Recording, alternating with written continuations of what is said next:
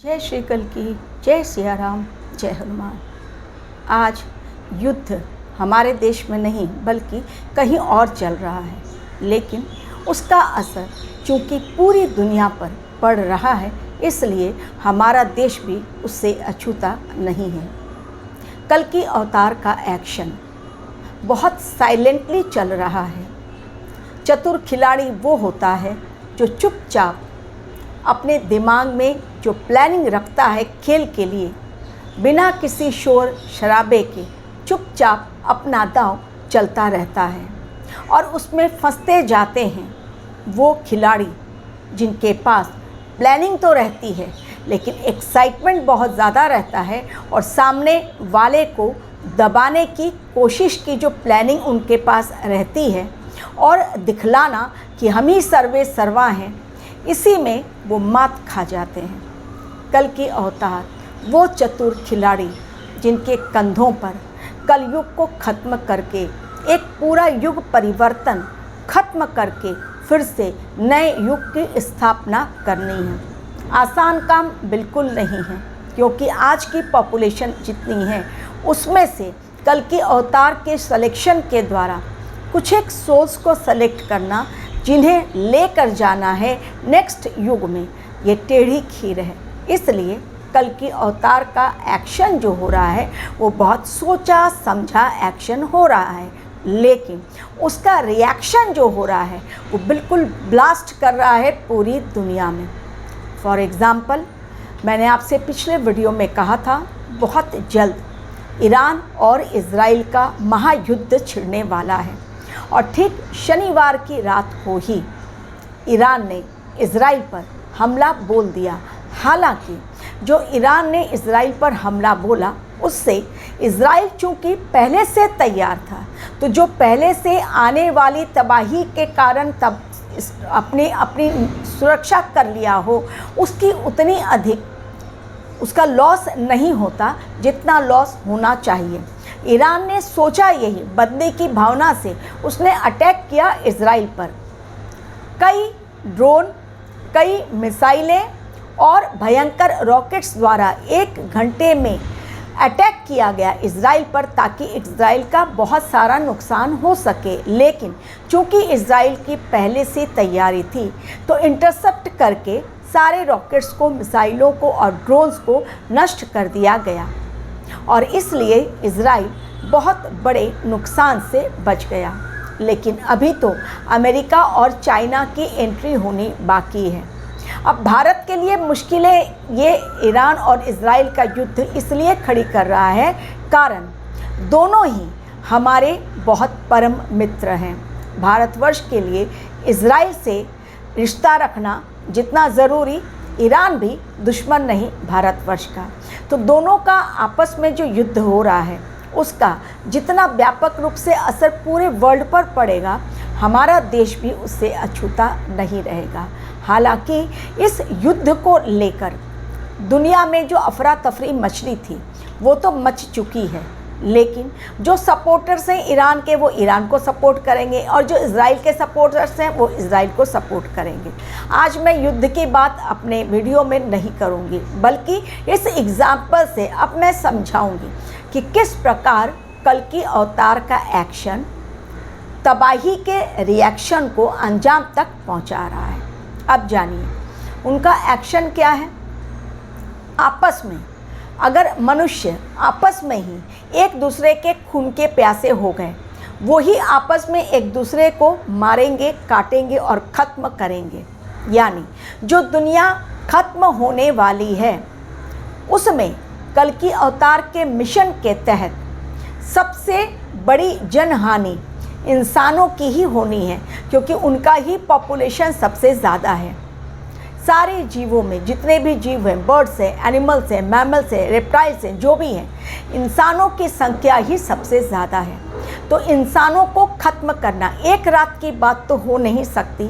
तो नींव रखी है, अभी बिगनिंग है, काउंट डाउन ऑफ महाविनाश अब स्टार्ट हुआ है। अब घड़ी की टिक टिक आगे बढ़ती चली जाएगी। 2020 से जो स्टार्ट हुआ, अब दुनिया आने वाले समय में महाविनाश की ओर आगे बढ़ती चली जा रही है लगातार। और 23 अप्रैल से 2024 में जो अंगारक दोष बनेगा, उसके पश्चात एक और जून और जुलाई के बीच 13 दिनों का पक्ष भी आ रहा है, जो महाभारत काल में बना था। अब ये जो घड़ी है, ये जो प्लैनेटरी फाइट है, इसका असर पूरी दुनिया में देखने को मिलेगा। कोई भी देश इससे अछूता नहीं रहेगा। आज भी लोग जिनके बच्चे बाहर गए हैं पढ़ने के लिए या नौकरी करने के लिए, अब हमारी भारत सरकार उनसे गुहार लगा रही, रिक्वेस्ट कर रही है कि सारे बच्चे जो गए हैं, इससे पहले कि वो युद्ध के शिकार बने, उन्हें मारा जाए, आतंकवादियों के वो निशाने पर आए, क्योंकि आतंकवादियों का आगे चलकर बहुत बड़ा हमला भी होने वाला है, चाहे वो हमारा देश हो या बाहर का देश, क्योंकि आतंकवादी धर्म के लिए लड़ते नहीं हैं। ये जो लड़ाई अधर्म की चल रही है, जिसे आगे चलकर बहुत चरम सीमा तक लेकर जाना है, तभी तो कल्कि का मिशन कंप्लीट होगा। क्योंकि जब तक अधर्म अपनी चरम सीमा पर पहुंचेगा नहीं, तब तक खुलकर कली राक्षस मैदान में आएगा नहीं। और जब तक वो मैदान में आएगा नहीं, तब तक कल्कि और कली का महायुद्ध होगा नहीं, और बिना उस महायुद्ध के कलयुग एंड होगा नहीं। तो कड़ियाँ आपस में जुड़ती चली जा रही हैं। रशिया यूक्रेन का 2020 में किसी ने सोचा भी नहीं था कि अचानक कोरोना से थोड़ी सी राहत मिलेगी, तो एक ऐसा भयानक युद्ध ऑलरेडी नियति ने जिसकी पृष्ठभूमि तैयार कर दी है, वो 2022 में सबके सामने आकर सबको चौंकाएगा और सैनिक उसमें मारे जाएंगे, इतना खून खराबा होगा। और वो जो स्टार्ट हुआ है, इसलिए मैंने कहा कि ये जो युद्ध है, इसमें नए नए फ्रंट्स खुलते चले जाएंगे। चाइना और ताइवान अभी बाकी है, मिडल ईस्ट सुलग रहा है, गल्फ कंट्री में युद्ध की आग भयंकर रूप से फैल चुकी है। इधर वायरस का आतंक, साइंटिस्ट शॉक्ड हैं कि किस प्रकार से आइस मेल्टिंग होने के पश्चात वायरस जो हैं वो इतने एक्टिव हो रहे हैं जो अब तक इनएक्टिव थे। अब उसका खामियाजा पूरी दुनिया को भुगतना पड़ेगा। तो ये सारी चीज़ें जो हैं वो इसलिए हो रही हैं कारण कलयुग को ख़त्म होना है, जो एक दिन में नहीं होगा, इसलिए उसकी शुरुआत जो हो चुकी है। इसलिए मैंने कहा काउंट डाउन ऑफ महाविनाश। लेकिन जो लोग सोच रहे हैं कि अचानक से पूरी दुनिया एक ही दिन में ख़त्म होगी और थर्ड वर्ल्ड वॉर इतनी जल्दी स्टार्ट होगा, नहीं, एक एक कंट्री इसमें एंट्री लेते जाएंगे, और जैसे जैसे उनकी एंट्री होती जाएगी, हमारा देश या पूरा संसार जो है, जितने भी कंट्रीज़ हैं, जितने भी नेशंस हैं, धीरे धीरे एटॉमिक वॉर की तरफ बढ़ेंगे। और जब परमाणु युद्ध होगा, उसके बाद विनाश तो निश्चित है। तो कल्कि अवतार का साइलेंट एक्शन जो चल रहा है, उसके द्वारा विस्फोटक रिएक्शन पूरी दुनिया में देखने को मिल रहा है। कल्कि अवतार साइलेंट है, इनविजिबल है, लेकिन इनविजिबल होते हुए भी टाइम टू टाइम कौन सा किस कंट्री के द्वारा किस कंट्री पर कैसा अटैक होना है, कितना जान माल का नुकसान होना है, ये हर चीज़ का कैलकुलेशन जो उन्होंने कर लिया है ऑलरेडी, उसी के अकॉर्डिंग आज दुनिया में घटनाएं घटित हो रही हैं।